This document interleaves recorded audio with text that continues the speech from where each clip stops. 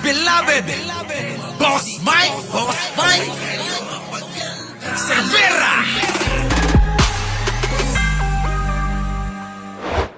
Nako mga kababayan ko, Marcoleta versus Pangilinan. Ayaw talaga tumigil na itong dalawa na to. Oo. Away ng away itong dalawa na to. Ano? Utik na yan. Eto na. Pasok! Nang nagkakainitan sina Senador Rodante Marcoleta at Kiko Pangilinan. Ah. Ang ugat niyan, ang suko. To. Pakinggan nating maigi mga kababayan. Lalakas ko lang yung volume ko. Ito na mga kababayan. Pakinggan nyong maigi. Itong dalawa na ito. Si Kiko at si Bulldog.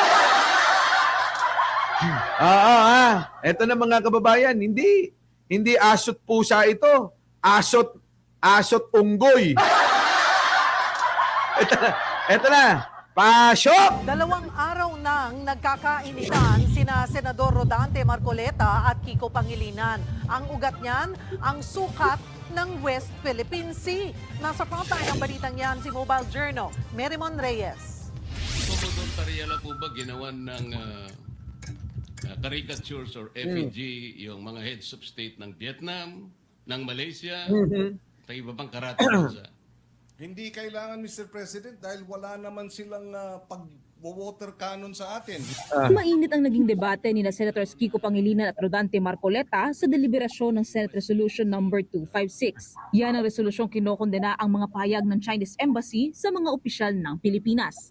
Pero part 2 na yan dahil kahapon pa sila nagtatalo. Ang ugat niyan, ang tamang sukat, lawak at grid coordinates ng West Philippine Sea. Kahapon, iginiit ni Sir. Kita nyo mga kababayan ko? Sisingit ko lang pero babalikan natin. Kita nyo mga kababayan si Rodante Marcoleta. Para kasing mga kababayan, mahalagang-mahalaga yung sukat, nandoon naman na sa desisyon ng UNCLOS yung inaward sa atin. Yung sukat, nandoon na eh. Para ba kasing si Marcoleta parang takot na malamangan yung China.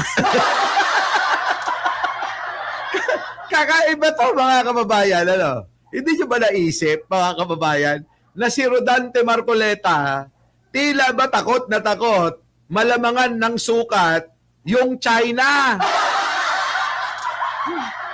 Oo, mas pipiliin pa niya mga kababayan na yung buong West Philippine Sea ipamigay niya.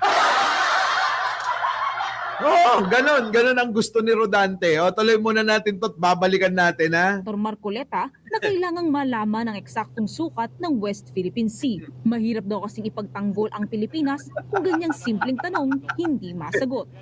Because if we are unable to do that, Hindi siya na-inform. Tignan nyo mukha niya, mga kababayan, mukhang aso ng China. baka mahirapan po tayong ipagtanggol hanggang saan ang sa atin. Pero buwelta ni Senator Pangilinan. Napagpasahan na ng International Arbitral Tribunal. Okay, There is kaya nga. nothing to defend. It has been resolved in our favor. Correct. What we have to Na-resolve na yan. Kaya lang hindi nga na-inform. now defend and uphold is the ruling. Pero idiniin ni Marcoleta.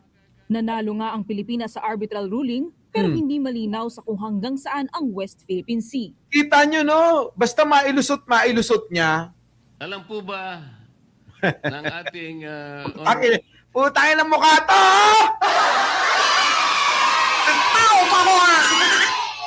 Alam nyo talaga mga kababayan, ito yung most hated senator ngayon. honorable gentleman from Pampanga and Quezon City, na pag ginamit po natin yung West Philippine Sea na 200 nautical mile limit Yan, titigan nyo na yung pagmumukha niya, ng ating exclusive economic zone. 17 features po ng Calayan Island Group ang mawawala. Are we trying to say here that the arbitral ruling was erroneous? Oo nga. Therefore, we should stop claiming what was awarded us? Kaya nga. Yun naman, ano pagkakaintindi nyo doon sa pinaglalaban ni Marcoleta? Kung hindi naman talaga tong sinasabi ni Kiko, di ba? Oo, yun talaga ang iisipin ng lahat, pot-pot. Di ba? Di ba, Lord Glenn, Luningning, ano? Oh, sige tuloy, Mita. Oo, eto na. I don't see the logic, Mr. President. Nilinaw naman ni na Senate President Tito Soto at Senator Risa Hontiveros na kahit ang China, walang fixed at internationally recognized na geographic coordinates sa inaangkin nitong malaking bahagi ng West Philippine Sea. Pero muling na Grabe ka naman, ano, Rochelle? Ano? Kung makapag ka talaga, ha? Ito na. Grabe ka naman to si Jojo Chavez, pinagbibintangan mong bayad ng China. Ano? Kayo talaga. Ano? Ito naman, ha? Bakit ang lalim ng guhit na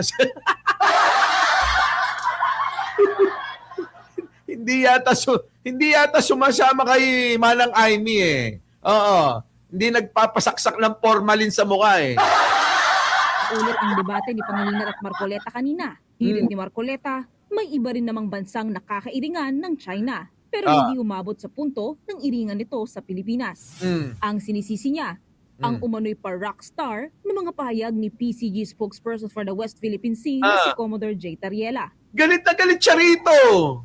Marcoleta, hindi naman kayo nagkakalayo ng mukha. Malayo, Boss Mike, malayo. Oo, sa ilong lang sila hindi nagkakalayo. Pero gwapong-gwapo tong ating Commodore, mga kababayan ko. Marcoleta, oo. Ha?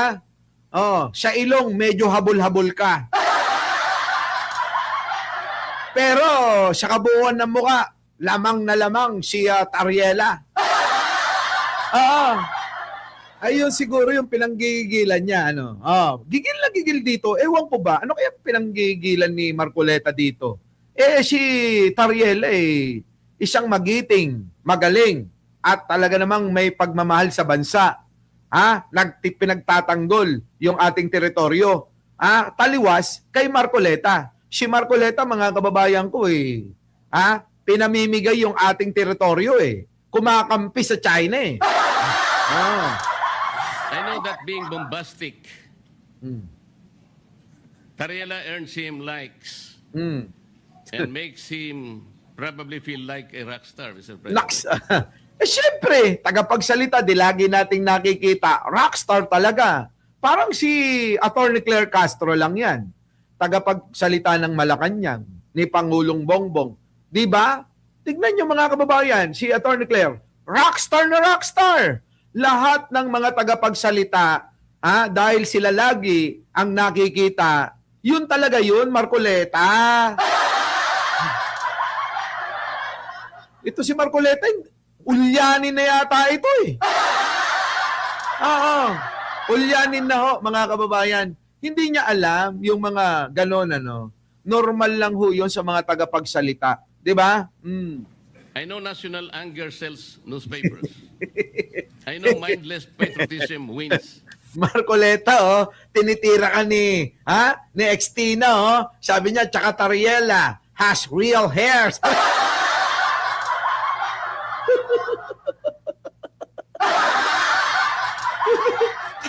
Talaga, kung hindi yung buhok yung makikita nyo, yung mukha niya.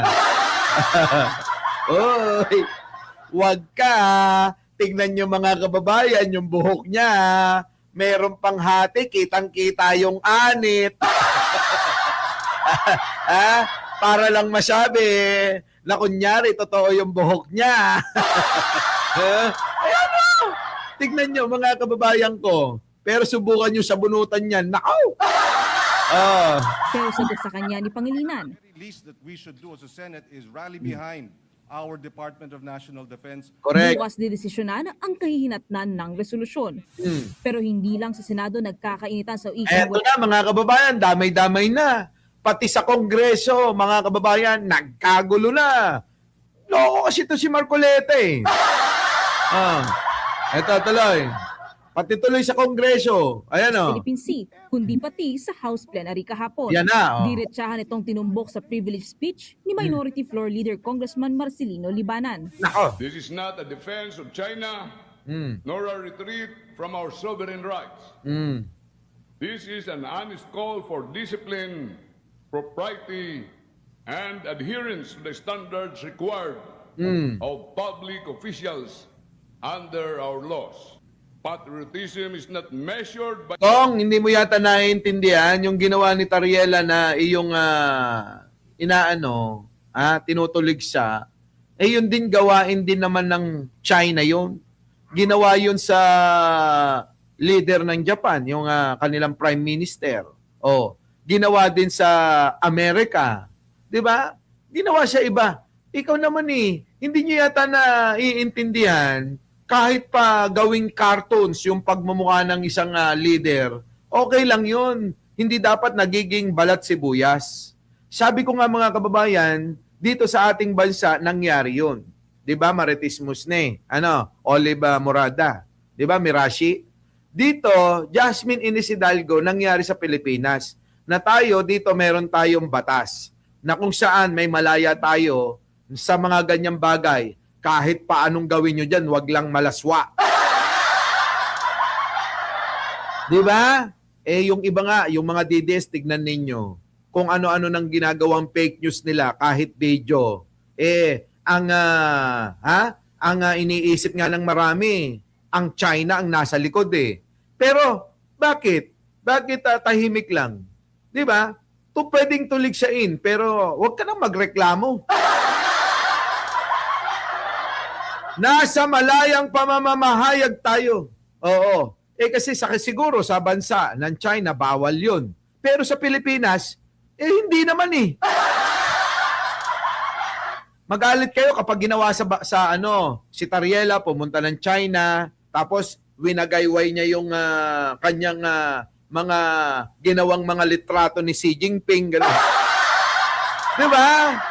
Yan, mga kababayan ko, yun. Doon nyo parusahan. Dito walang parusa yan. Tuloy. Kong, naiintindihan mo ba yon? By how loudly we speak, but how responsibly we act.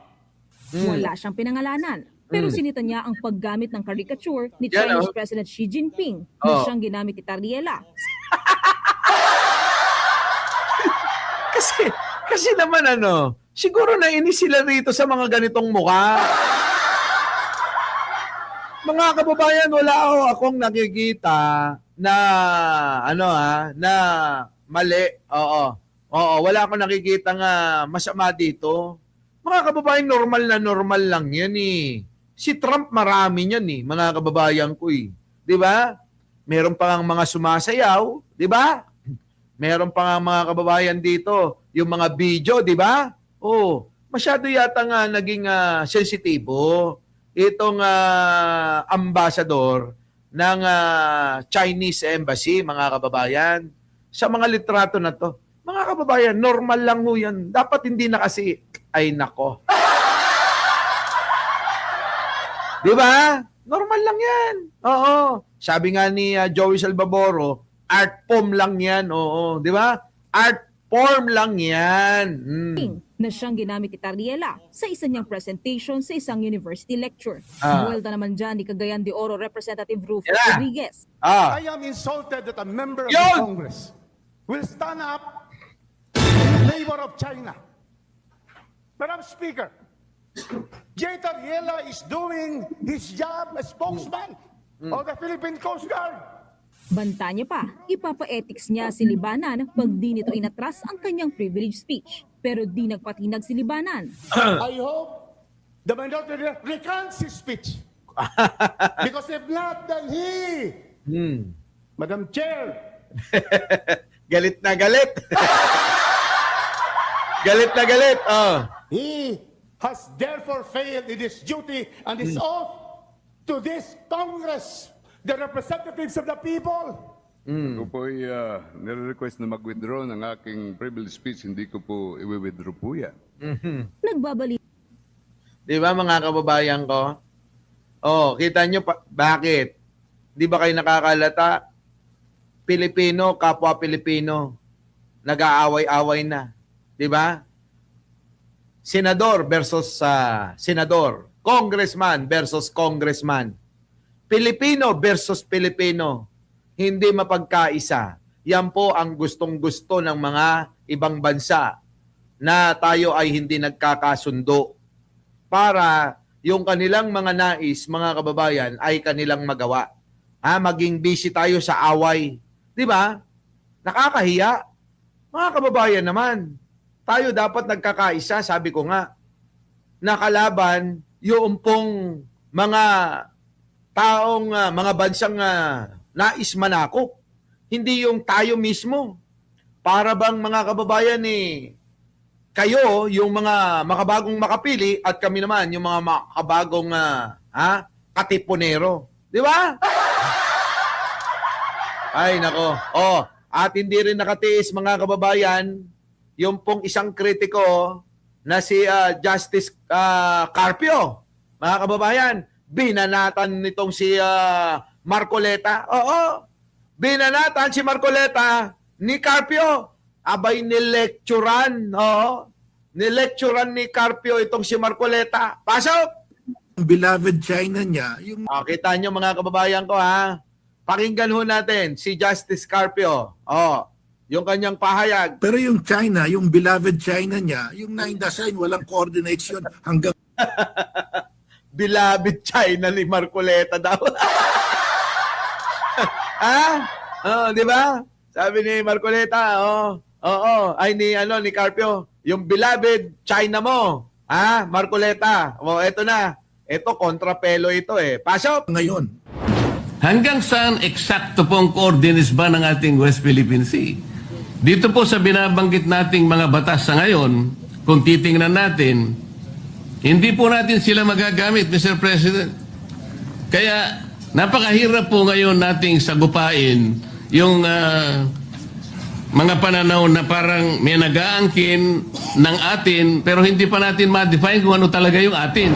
Alam mo, si Marcoleta was a congressman when Republic Act 9522 was approved. And he was also, I think, in Congress when the Maritime Zones Act was approved. Under these two laws, klarong-klaro, we have the archipelagic baselines under Republic Act 9522.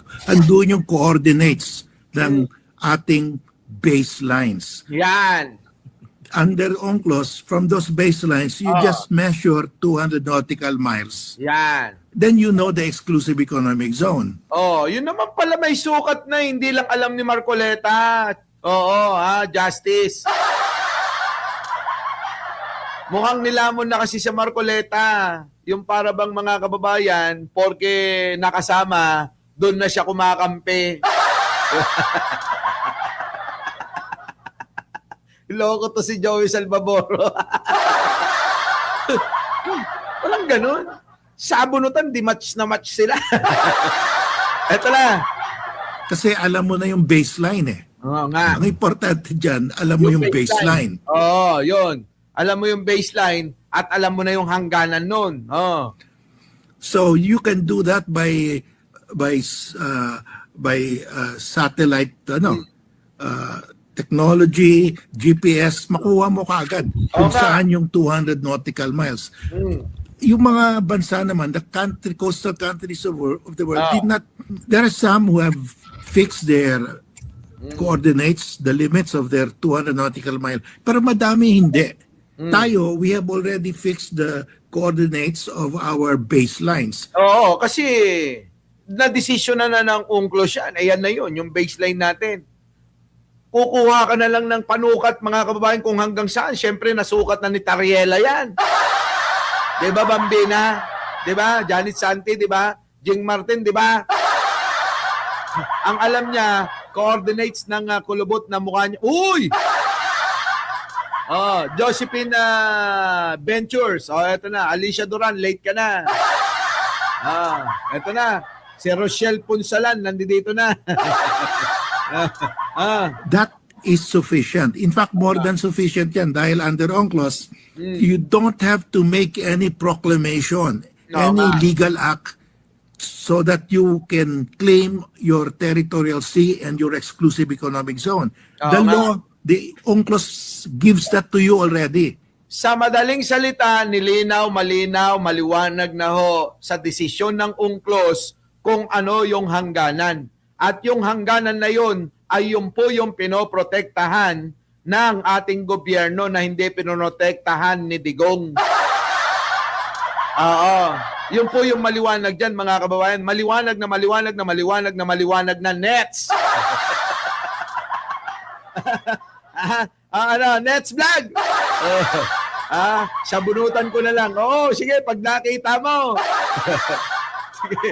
Ayan o, ang liwaliwanag. Pilit lang talaga na minamali. Maliwanag din ho, mga kababayan. No, prolyan na soberano. Maliwanag na etong si Marcoleta ay minamali. Oo. Yung maliwanag na minamali pa niya para ho lituhin ang taong bayan. Yung po yung trabaho ni Marcoleta. Manglito, mangmali ng tama para palabasin na mali ang gobyerno ni Pangulong Bongbong Marcos. Yan po yung kanyang objective. Simpleng unawain, mga kababayan, kahit nga yung anak kong 3 taon lang eh. Diba? Alam na alam eh. Tuloy. You don't have to do any formal act. Nakalagay doon. There is no need for any formal act or formal proclamation to have your legal rights to your continental shelf and your territorial sea. Because that is already in the law. Mechanical na lang yung measurement. Correct. Doon sa measurement, linagay na nga natin yung archipelagic baselines. Alam mo na yung coordinates. So from that, you can measure the 200 nautical miles. Simplihan natin, Justice. Halimbawa ho, ito na yung baseline natin. Di ba? Halimbawa, ang baseline natin sa may Sambales. Ngayon, yung nautical miles na inaward dinesisyonan ng UNCLOS, doon na yun. Makukuha mo na yung dulo kasi meron ka ng pag-uumpisan ng susukatan. Ewan ko. Siguro ang sinusukat lang ni Marcoleta yung kulubot sa mukha niya eh. Diba? At yung alon ng mga wrinkles sa pagmumukha niya. Siguro araw-araw yun lang ang kanyang inaasikaso, no? Eto na. Yung China, yung 9-dash line, walang coordinates yan. Wala. Hindi na desisyonan ng UNCLOS yan. Sila lang may sabi niyan. Eto nga, mga kababayan para kay Marcoleta, ang guni-guni, yung pong desisyon ng UNCLOS at ng arbitral tribunal. Yun ang guni-guni para sa kanya. Pero ang totoo, yung pong hindi po kinikilala. Na kiniklaim ng China. Pambihira talaga si Marcoleta. hindi 9-dash line yung noon ni Marcoleta. Sabi ni Jojo Chavez, 10-dash line. Di ba? Pasok. Saan nila nilalagay yung lumalaki pa nga. They added the 10th dash. Sabihin niya, dapat tayo may coordinates. Yung China wala. First of all, we already have our archipelagic baselines with the coordinates. That's more than what the UNCLOS requires. In fact, the UNCLOS says automatic yan. Inherent. You have the inherent right to your continental shelf because you are a coastal state. Because if you have a land, yung maritime zone mo, territorial sea and exclusive economic zones, that is just an accessory. Ang tawag niyan. Ayop ka, Argo. Porky kamukha ni Xi Jinping ito. Uy! Irespeto mo nga to. Dating associate justice ito. Ikaw talaga. Mukha lang namang incheck. Ikaw talaga. Tulan. At least, eto yung incheck na, pinagtatanggol tayo. Hindi katulad ni Marcoleta. Di ba? Si Marcoleta, mukhang ita. Di ba? Mukhang native na ita si Marcoleta. Kaya ako nagdududa eh. Kaya siguro pinaubos niya yung buhok niya kasi kulot-kulutan, di ba?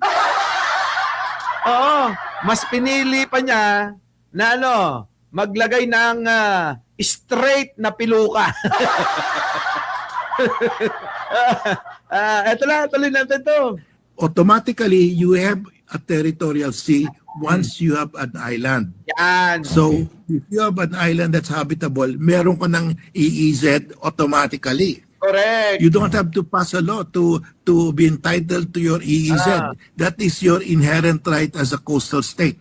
Tama. Yan ang nakalagay sa UNCLOS. Yo. Bakit hindi kasi basahin? Oy, Argo, sabihin mo nga kay Marcoleta. Marcoleta, basahin mo kasi yung desisyon ng UNCLOS. Para nang sa ganon, mas maunawaan mong maigi. Ang nangyayari kasi bida-bida. Ayun, mga kababayan, dumami ang basher niya. Kahit nga ho kapwa iglesia, galit na galit sa kanya. So yung sinasabi ni Marcoleta na wala pa kasi wala tayong batas, mali yun. Mali. He's trying to deny Correct. what international law has given us already. Correct, naibigay na meron ng desisyon ang international, di ba, na ang atin ay eto na, maliwanag na. Mula dyan, hanggang doon, inyo, ganun. Ito si Marcoleta, pinipilit pa rin eh.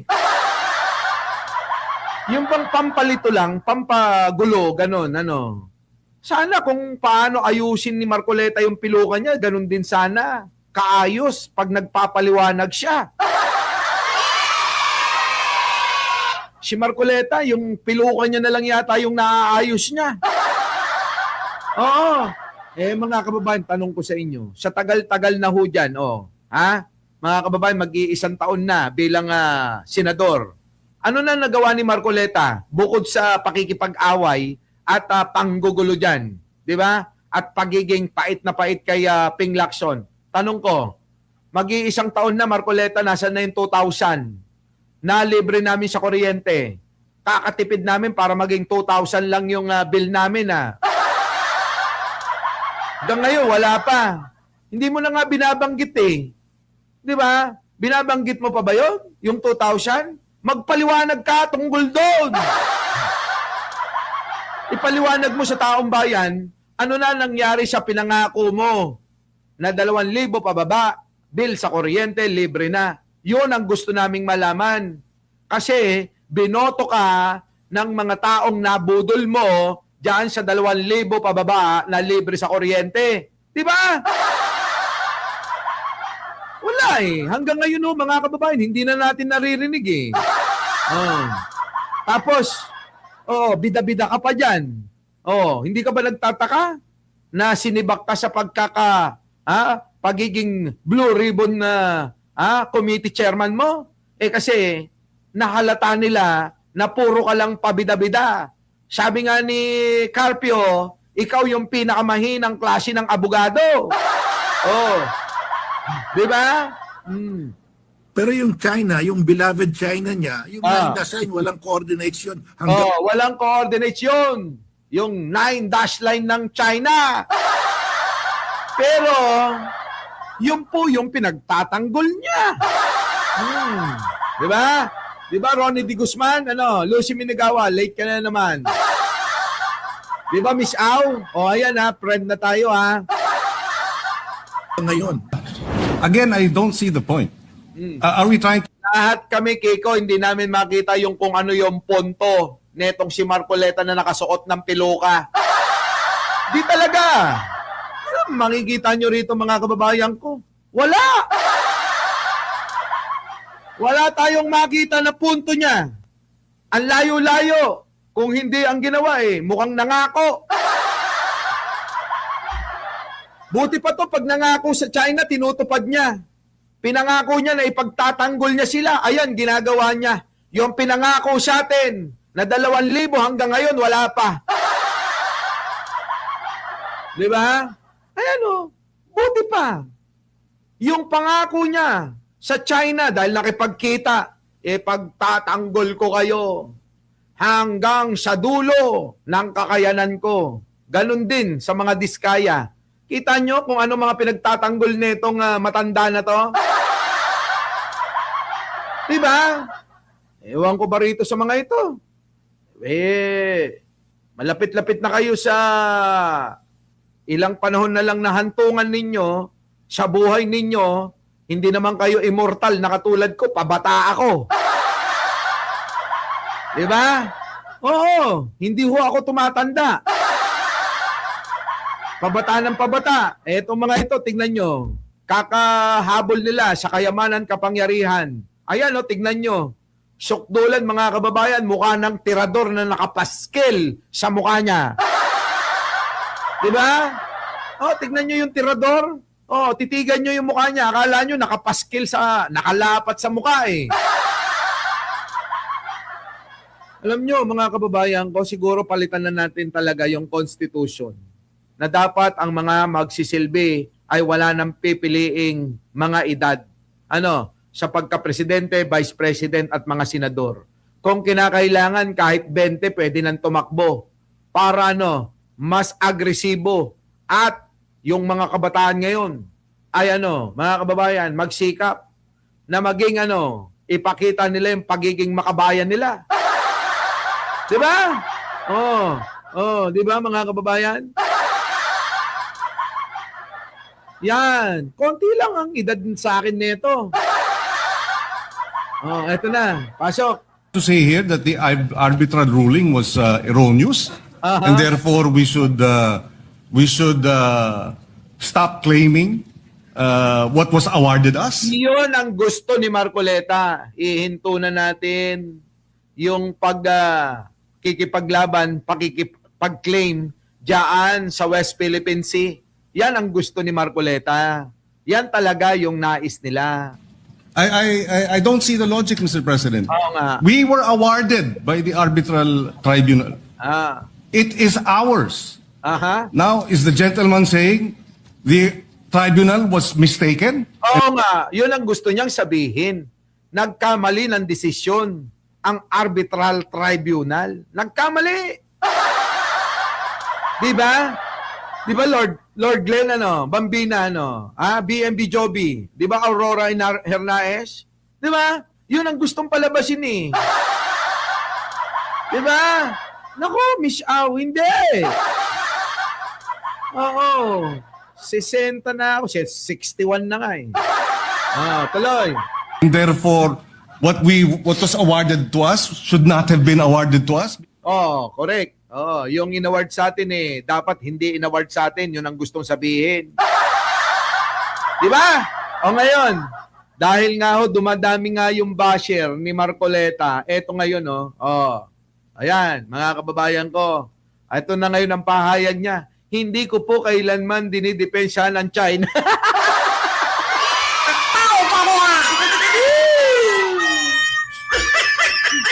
Wala. Ikaw naman, Marcoleta, papalusot ka pa. Huwag ka na. Hindi kami, huwag kami. Ngayon, mga kababayan ko si Marcoleta, ayan damage control na. Kayo ba'y naniniwala? Tanong ko sa inyo. Sa mga napanood natin, sa mga lumabas sa social media, sa balita, sa mainstream media, sa dyaryo na pambalot ng tinapa. Wait lang hello? Tita, naka-live ako. Mamaya na. Tatawag ako, ha? Hindi, ngayon na lang. Dali. Si Beryl daw. Wait, tita. Kasi naka-live ako. Wait.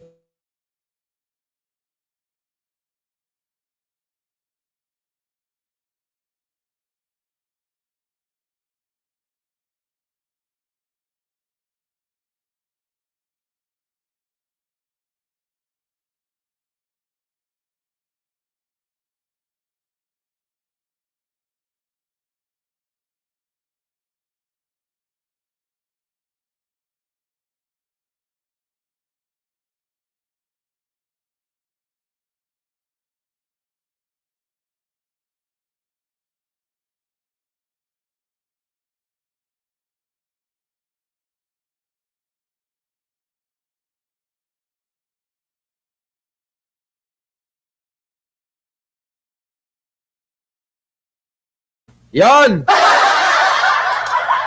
Putik na yan talaga, oo. Eto na, mga kababayan, oh. Yan ngayon ang, depensa naman at damage control ni Marcoleta. Hindi ko po kailanman dinidepensahan ng China. Naniniwala ho ba kayo ron?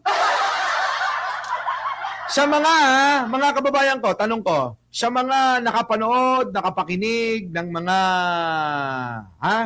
mga balita, mga kababayan ko, patungkol dyan sa mga pinaggagawa ni Marcoleta, naniniwala ba kayo doon? Sa mga naniniwala, press 2. Sa mga hindi naniniwala, press 1. Our beloved Boss Mike Severa.